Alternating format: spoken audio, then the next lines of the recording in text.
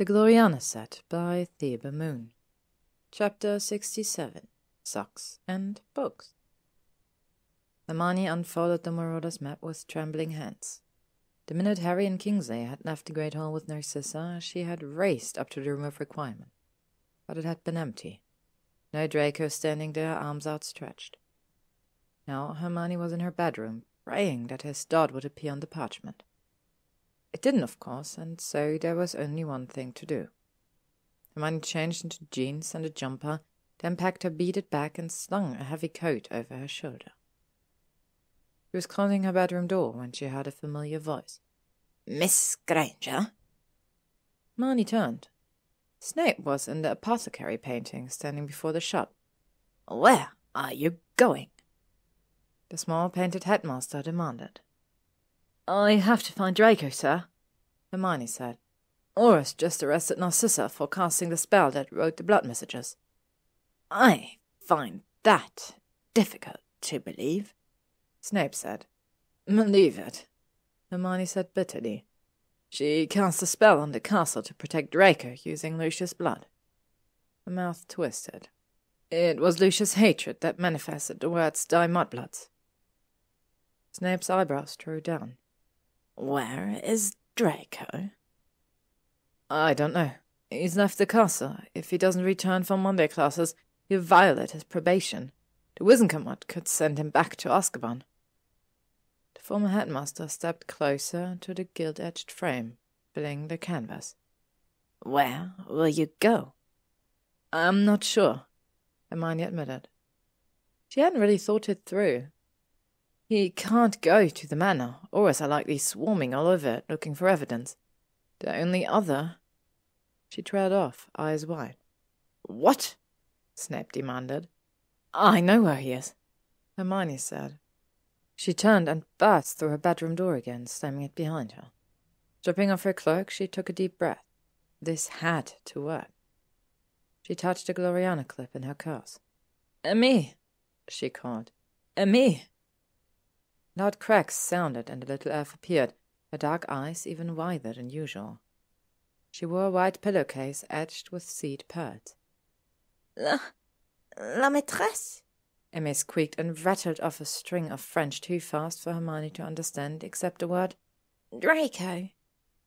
"Amy," Hermione said gently, "s'il vous plaît, please stop." Amy shut her mouth with a snap and looked at Hermione with imploring eyes. "Thank you for answering my call," Hermione said. That Amy still regarded her as mistress was encouraging, although ordering a house elf still made her skin crawl. "I'm looking for Draco." Draco?" "Yes," Hermione said, managing a smile. "Draco Malfoy. Tall, blonde, very annoying." Amy giggled nervously, large ears flapping under her lacy bow. "Draco left school today, but it's very important he returns.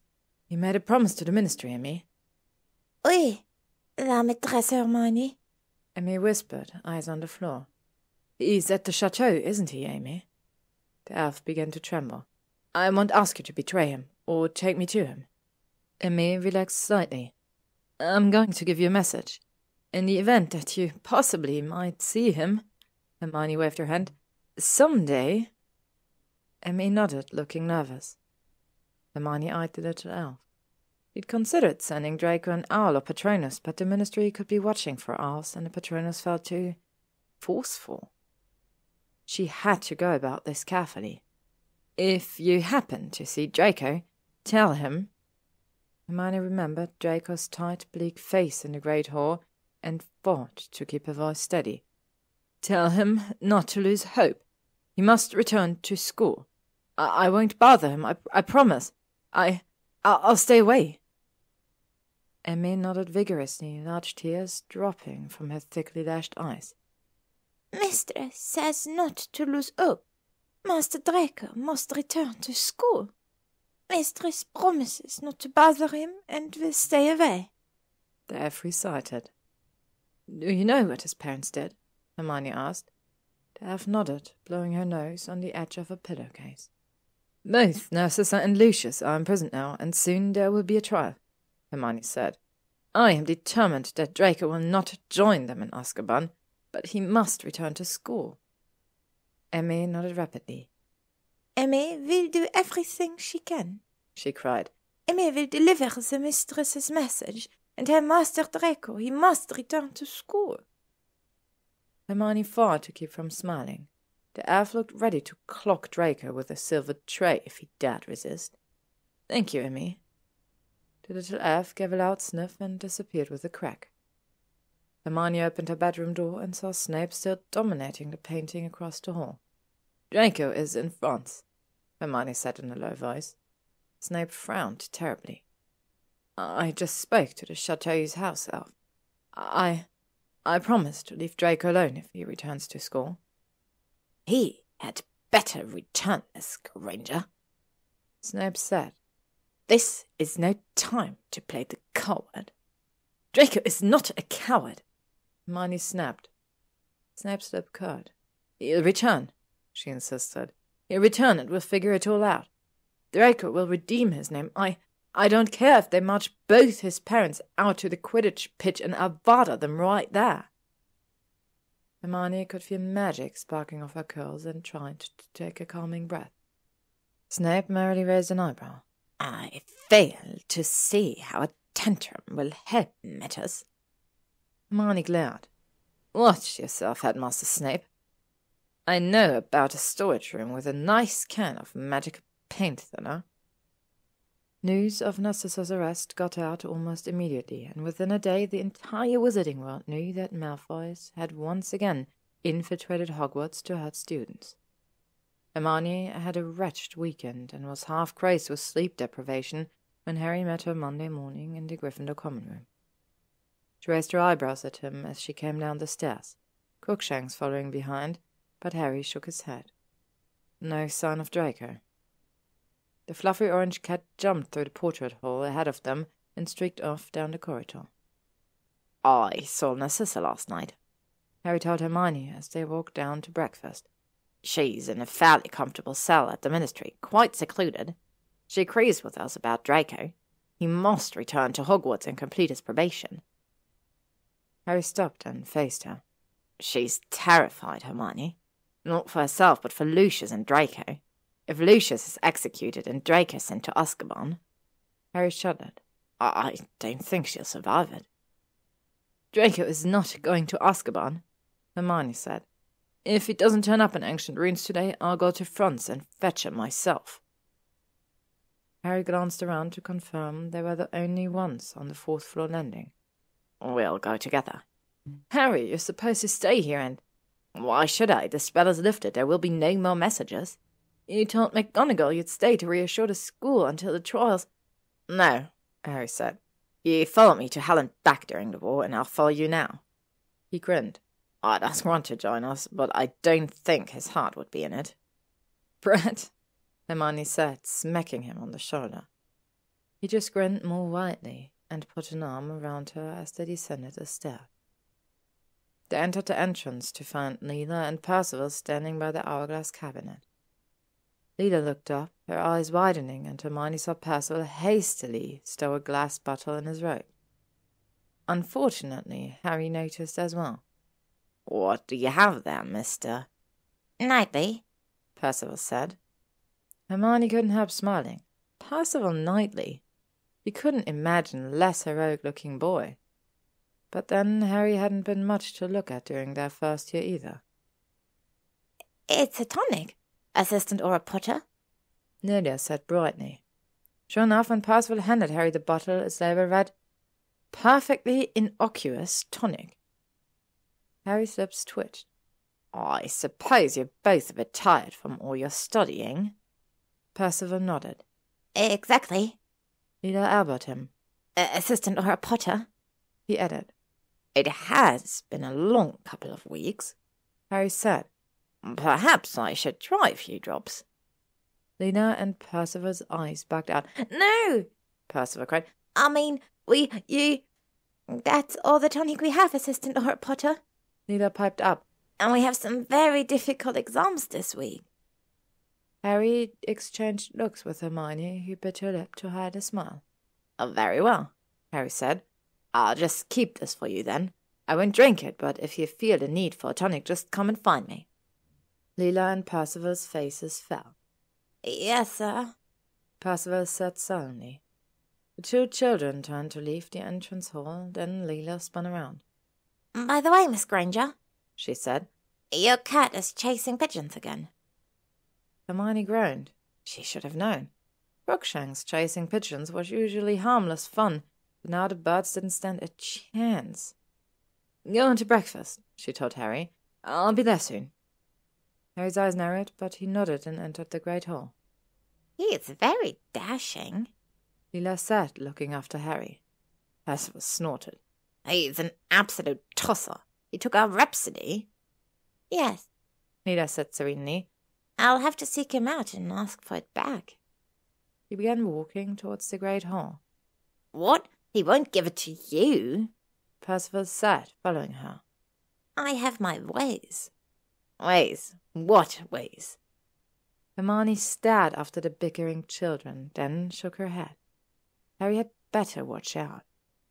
The castle's giant oak doors creaked open and Hermione stepped outside, shivering in the cold November morning. Right in front of doors, in clear sight of the entrance hall windows, was Crookshanks hunting pigeons. One couldn't really call it a hunt. The pigeons couldn't fly more than a foot above the ground. They could only pathetically hop about, squawking madly. Crookshanks had one flapping bird in his paws and was dragging it about as he stalked the second one. As angry as Hermione was at the pigeons for attacking owls, the sight was too sickening to tolerate. "Crookshanks!" she scolded. "Let that pigeon go!" The cat gave a long, complaining yowl, shaking his captured bird. "Those pigeons are under a spell, Crookshanks, and it is wrong to hurt them." Crookshanks yelled again, clearly unconvinced. "Yes, I know they're vile, nasty birds," Hermione said. "That's why they're under a spell. It's a punishment, not a death sentence." The familiar hissed, but released the bird, then looked at Hermione with reproachful golden eyes. "I know," she said. She glared down at the pigeons, now clustered together and eerily silent, watching her. "Over here, Crookshanks," she said. Hermione led the cat a few feet away, then picked him up. "It's quite all right for you to chase the pigeons," she whispered in one ear, "but you mustn't hurt them, or eat them. You don't know where they've been." Crookshanks hissed and looked at the birds balefully. Then he nudged Hermione's hand with his nose, his way of indicating agreement. Hermione dropped a kiss on his furry head and put him back on the grass. The cat immediately bounded over to the pigeons, who pitifully tried to fly again. Hermione smirked. Served the horrid things right. Draco was not at breakfast, and the entire Slytherin table was sober and silent. Leela sat beside Pansy. Hermione took a seat near Harry, Ginny, and Neville. Ginny looked pale and worried, and Harry kept glancing at her, but they didn't speak. "I knew it was the Malfoys all along," Dennis Creevy said loudly. "That entire family is sick and evil." Most of the Gryffindors nodded in agreement. Hermione glared down the table at him. "Stop it, Dennis! Draco knew nothing about those messages. He did not cast the spell. Lady Malfoy did."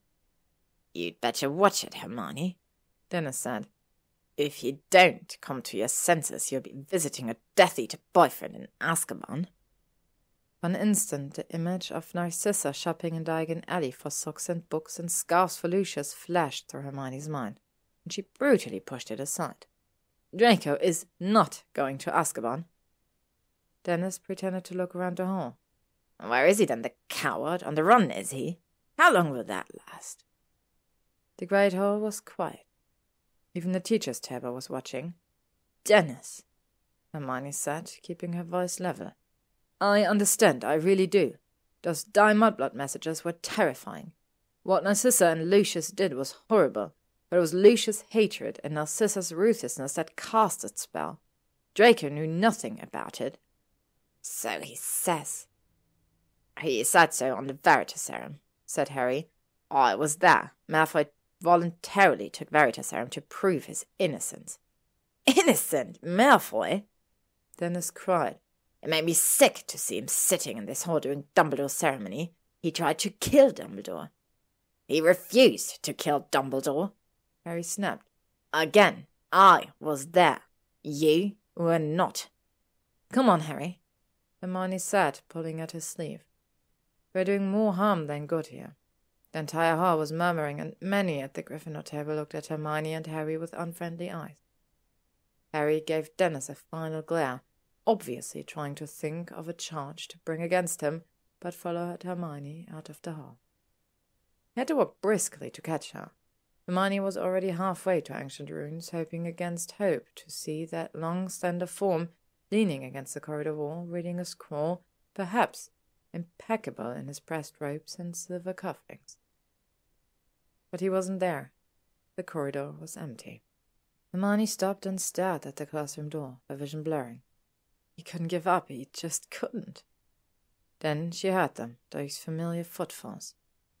Draco was in the Ancient Rune corridor, walking toward them, back stiff and pale face expressionless. "Draco," Hermione breathed. "You came back." "Yes." Cold grey eyes flickered over to Harry. "Where is my mother?" "At the Ministry. I saw her last night," Harry said. "We've made her as comfortable as possible, but she's very worried about you." "She should be," Draco said indifferently. His gaze turned to Hermione. "You had no right to call her me." "Of course I did," Hermione answered tardily. "She came, didn't she?" "Emmy is my elf," Draco said. "I've ordered her not to leave the chateau again." Hermione crackled with fury. "You what? She is not property. She is a living, breathing person. Did you tell her to punish herself for coming to me? Did you order her to burn her ears or smash her feet or—" "Hermione!" Harry yelled. Draco's face went white, then brick red. Hermione clapped her hand over her mouth, horrified by what she'd just said. "How dare you?" Draco snarled. "I would never." "I'm sorry, Draco," Hermione said, tears running down her cheeks. "I didn't mean it. I know you wouldn't hurt me. I'm just so angry you were gone, and I didn't know if you'd come back, and I didn't want to buy socks and books." She felt Harry's arms around her. "You've really put her through it, Malfoy." Harry's voice was cold. "She's been defending you all weekend and this morning too, and worrying about the consequences if you didn't come back. I know it goes against the grain for you Malfoys, but could you please try not to make things worse?" No one spoke, and the only sound was Hermione gulping as she tried to stop crying. Splendid. Now she had a headache. "I'm going to stay in school," Draco said finally. His voice strained. "I'm not going to Azkaban, I promise." Hermione looked up, blinking tears out of her eyes. Draco took a deep breath. "I will stay in school," he said, looking directly at her. "I will complete my probation. I promise." Harry looked unconvinced. "You need to stay away from her," he told Draco. "No, Harry, Draco." "He's right." Draco's eyes were red-rimmed and sad. "It's for the best." Hermione stepped closer. "No, together we'll find a way." Draco shook his head. "No, we won't. You can't dig me out of this. I have to do it myself, alone." "He's right, Hermione," Harry said. "Well, I don't agree," Hermione snapped. She couldn't believe Harry and Draco picked this moment to agree. "I want to stand by and—" "Yes, you will," Draco said. "You promised if I returned to school you wouldn't bother me. You'd stay away. Isn't that what you told me?" "Nuts, he had her." Hermione scowled. "Yes, but—" "Get her out of here, Potter," Draco said, some slightly, looking drained. "Just get her out of here, please." "Come on, Hermione," Harry said, pulling her away. "But I can't miss class." "Merlin, Hermione," Harry snapped. "You can probably teach that fucking class by now. Come on."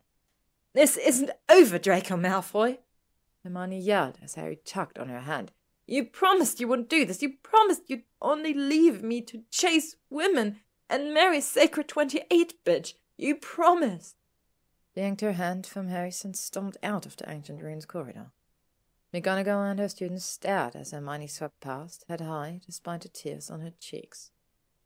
Then Harry put his arm around her, letting her cry all over his nice Auror robe. She expected empty consolation, or perhaps muttered curses about Malfoys, but when she looked up at him, Harry was shaking his head. "Sacred 28, bitch?" he asked her. "Draco promised," she sniffled. "He promised he wouldn't be noble." Harry just sighed. "Jen's right. You two have a very odd relationship." Both Draco and Hermione kept their promises. Draco stayed at Hogwarts, and Hermione didn't bother him. It was the start of the school year all over again, with a few crucial differences. Pansy and Blaise publicly supported Draco this time and accompanied him to meals and classes. Hermione, Neville, Ginny, and Harry also defended Draco at every turn, as did the squeaky mice. But the student body's anger and hatred continued to grow to dangerous levels, with older students practically declaring open season on the blonde Slytherin and hexes echoing off the corridor walls. The biggest difference, however, was Draco himself. Instead of wrapping himself in an arrogant air of indifference, he was once again the hopeless, silent wrath of a sixth year, ignoring everyone, keeping his head down and mouth shut, and disappearing for extended periods of time. He avoided Hermione whenever possible, was silent and cold in potions, and managed to get his beanbag changed in defense against the dark arts. Herbology's Winkwood unit was over, and Draco was once again on the other end of the large greenhouse. 2 days passed with no contact, and Hermione found it hard to remember that it had been any other way between them. She felt like she'd woken from a dream. Had this pale, cold man really pursued her, sent her suggestive notes and runes, waltzed with her, touched her, kissed her body in her bed and his own? Sometimes when he looked at her, she saw a glint. He remembered every minute as well. She loved him so much, she knew this, but telling Draco that wouldn't help now. She had missed her chance to tell him, and now he was determined to live his own hell alone. Astoria returned to Hogwarts in time for Herbology on Wednesday, but she still couldn't fly higher than 5 feet, rumor had it. Her usual sneering superiority had vanished, and Astoria walked the castle as pale and wrath-like as Draco, the Malfoy choker still circling her throat. McGonagall summoned Hermione into her office to respond to Astoria's accusations on the pitch, but the headmistress' questions were cursory at best. Once or twice she neared the truth, asking about the traces of virgin earth found on Astoria's shoes and the pigeon's odd behavior. She even mentioned Neville. But McGonagall always veered away whenever she approached a real clue, and it was clear she had no appetite for solving the riddle, especially after Hermione said that her own independent reading gave every indication that a condition like Astoria's may possibly be temporary. In theory, of course. That was good enough for McGonagall, who sent her away with a sympathetic look and her office passport if Hermione ever wanted to talk. Hermione spent her evenings in the library, with Ginny keeping her company. If Ginny had Quidditch practice, Neville and Pansy would coincidentally turn up. If not them, Harry certainly had Auror research to conduct. Her friends obviously didn't want her to sit alone, especially with the dark looks other students sent her way, and Hermione was grateful. Draco remained secluded in his room when he wasn't at classes or meals. Draco also kept turning up with mysterious injuries that week, and Harry began casually appearing in all of Draco's classes and in the hallways he frequented. Hermione came across the 2 men arguing in an empty classroom after lunch on Thursday, with Draco spitting that he didn't need a bodyguard, and Harry responding that what he needed was a fucking medic to follow him around. Hermione leaned against the wall outside the classroom door so she could eavesdrop more comfortably. "The hexes are getting worse, Malfoy," Harry was saying. "You could end up crippled or dead, and then Hermione would kill me."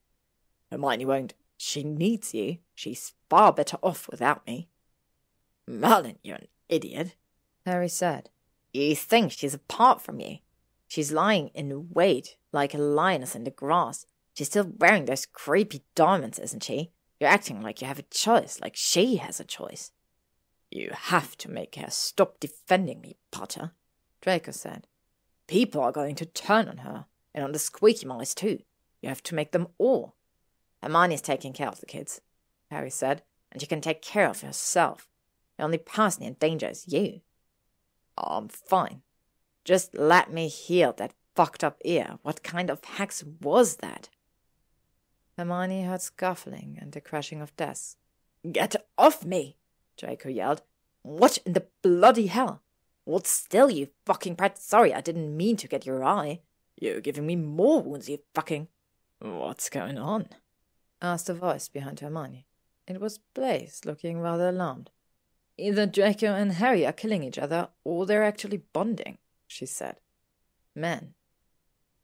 Potter, Draco snapped. Get your hand off my face, or I swear I think your cheekbone is fractured. Well, poking it won't help. Blaise smirked. Oh, I haven't heard Draco this cheerful in days. I'll leave him to it. He turned to go. Blaise, Hermione said, touching his sleeve. Thank you. I doubted once whether you were really Draco's friend, but I don't anymore. His face was expressionless. I assume you have a plan to help him. She looked down. I don't, she said, ashamed. I'm testifying at Narcissus' trial next week. Blaise's jaw tightened. Is Draco testifying against his parents? Hermione nodded. He said he would. Not that it would do his reputation any good. He'd just be the Death Eater who threw his parents to the wolves to save his own neck. If you were together with him again, publicly, as his girlfriend or even fiancé. Hermione shook her head, although her pulse gave an odd leap. Then he'd be the evil Death Eater who seduced the Gryffindor's princess, she said. Godric, she hated that title.